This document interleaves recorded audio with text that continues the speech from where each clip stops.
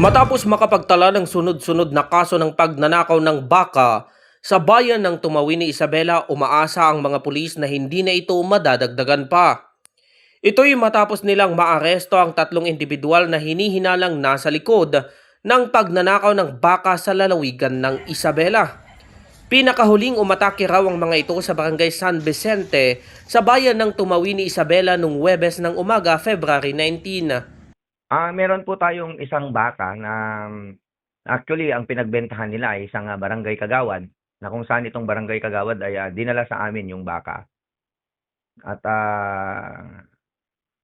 verify natin yung papel at wala po na kung saan po ang baka ay pagmamay-ari ng isang residente dito sa bayan ng Tumuwini, na kung saan sinabi niya na yun po ay isang baka nila na nawawala na 2 days ago na pinaghahanap pa rin nila hanggang ngayon. Ayon sa hepe, matagal na nilang minamanmanan ng grupo na posibleng nasa likod din ng nakawan ng baka sa ibang lugar sa lambak ng Cagayan. Hindi naman ito individual sigurong gumagalaw, nataon lang na sila ang nandito sa area natin.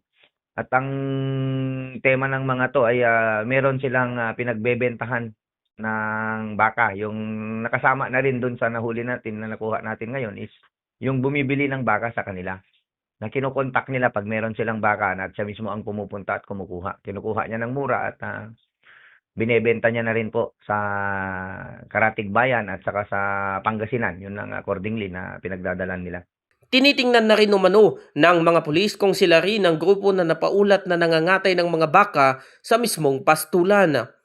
O hahatakin nila yung baka, itatago muna nila sa isang lugar para yung may-ari ng baka maghanap ng baka hanggang mawala na ng pag-asa sa kanila kukunin yung baka doon sa area.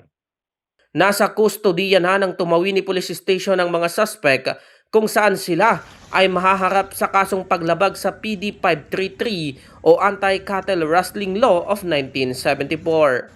Cesar Galasi, RNG News.